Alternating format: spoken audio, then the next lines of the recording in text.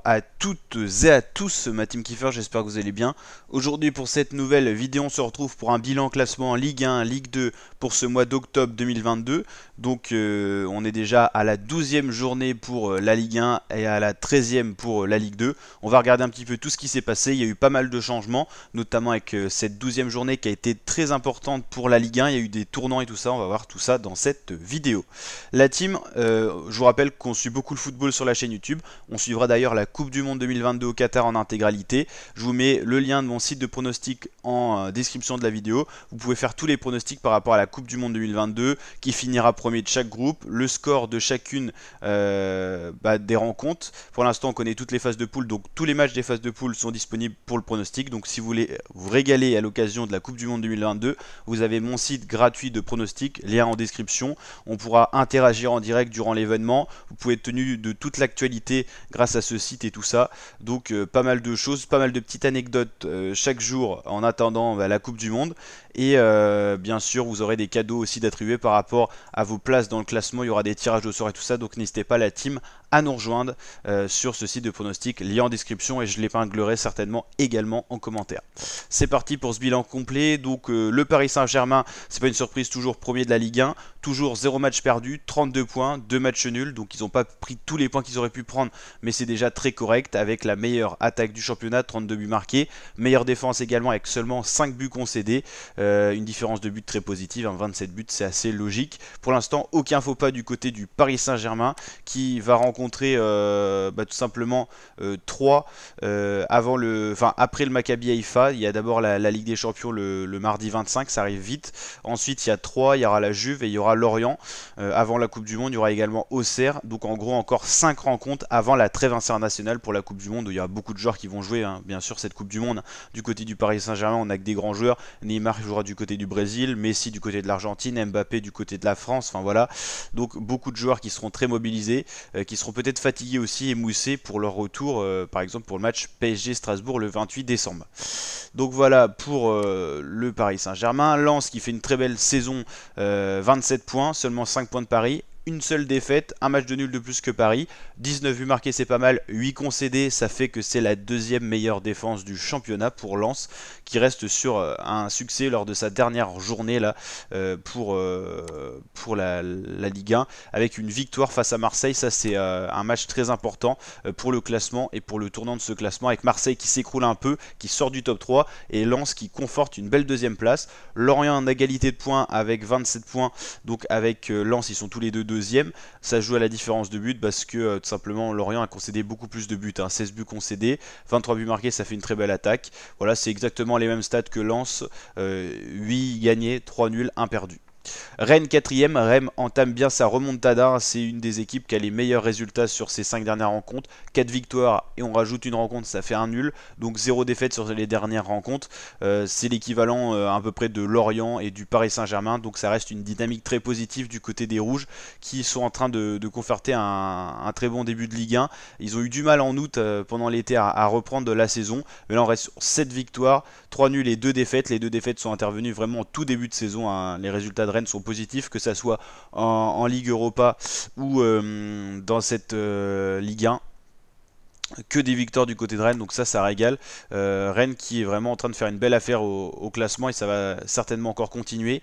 Rennes qui va aller se déplacer à Fenerbahçe dans la semaine pour la Ligue Europa.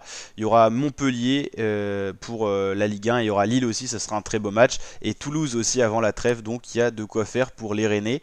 Marseille qui s'écroule à la 5e place, et on l'a dit, ils ont enchaîné 3 défaites d'affilée en Ligue 1. Ils ont perdu face à Ajaccio, face à Paris et face à Lens. Ça commence à faire beaucoup, quasiment 10 points de retard maintenant sur le PSG, alors qu'ils étaient en égalité souvent en début de saison. 3 matchs, 3 défaites, ça commence à être compliqué pour Marseille, qui a beaucoup de matchs à faire également, avec Francfort qui joueront mercredi pour la Ligue des Champions. Il y aura Strasbourg-Marseille et Marseille-Tottenham, donc des gros matchs à venir pour Marseille. Il va falloir au moins faire des bons résultats en Ligue des Champions pour un petit peu rattraper la Ligue 1.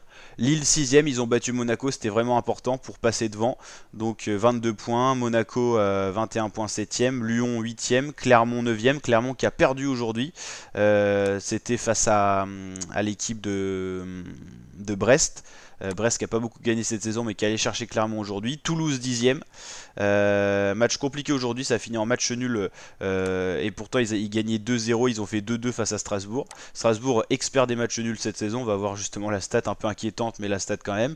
12e Nice, on a oublié 3, 11e, Montpellier 13e, 14e Reims, 15e Nantes, 16e Strasbourg. 16e Strasbourg c'est une seule victoire et 6 matchs nuls, c'est équivalent à Reims pour les matchs nuls, 6 aussi, c'est vraiment énorme.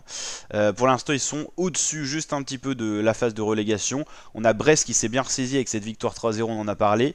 Auxerre, Ajaccio et Angers c'est compliqué avec autour de 8 ou 9 points, avec des différences de but assez catastrophiques. C'est pour ça qu'on les retrouve logiquement dans les dernières positions du classement. Attention, Brest ils peuvent retourner leur saison, hein. Une victoire 3-0, ils peuvent prendre la confiance aussi. En plus c'était pas non plus une mauvaise équipe qu'ils ont affronté. Clermont qui est dans le top 10, donc franchement Brest ils peuvent retourner un peu la situation peut-être et se sortir de cette mauvaise passe. Il y aura Reims, il y aura Nice, ça sera des matchs très importants pour les Brestois. Du côté de la Ligue 2, on retrouve Bordeaux en domination, 8 gagnés, 3 nuls, 2 perdus, 19 buts marqués, 7 buts concédés. Ça reste très équilibré à la Ligue 2 cette saison, c'est très serré. La preuve, le premier a quand même 2 défaites. Sochaux, deuxième, 24 points, 3 défaites. C'est la meilleure attaque du championnat. Sochaux, Le Havre, 3e, 4e Amiens, 5e Grenoble, 6e Valenciennes, 7e le SM Caen qui s'est ressaisi lors de sa dernière rencontre parce qu'il y avait une défaite face à Laval 4-0, c'était inquiétant. Guingamp 8e, Bastia 9e, 10e Paris FC, Pau FC 11e, 12e Metz, un peu moins bien hein, ce milieu de saison là.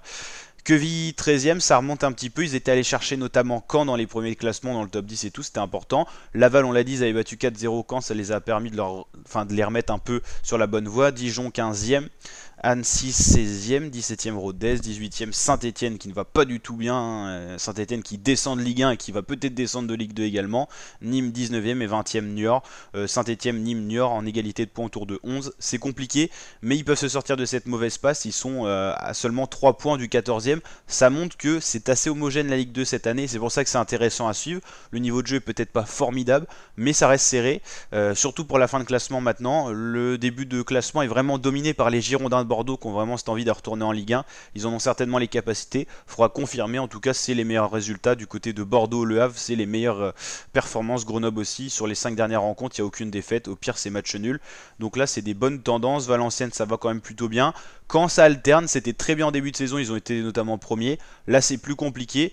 Mais ils sont à seulement 6 points des premiers. Seulement 2 victoires. Donc voilà, c'est ouvert. Le Havre qui a un match de retard aussi à signaler, ils sont qu'à 12 matchs, tout comme Metz, donc intéressant parce que virtuellement Le Havre pourrait avoir 26 points et être deuxième du classement à seulement 1 point des premiers. Donc voilà la team, n'hésitez pas à liker la vidéo si elle vous a plu, à vous abonner à la chaîne YouTube et surtout n'hésitez pas à rejoindre notre plateforme de pronostic qui est en ligne. Gros merci et big up à secup.io qui nous ont créé la plateforme. Ciao ma team et à très bientôt pour de prochaines vidéos les fratés.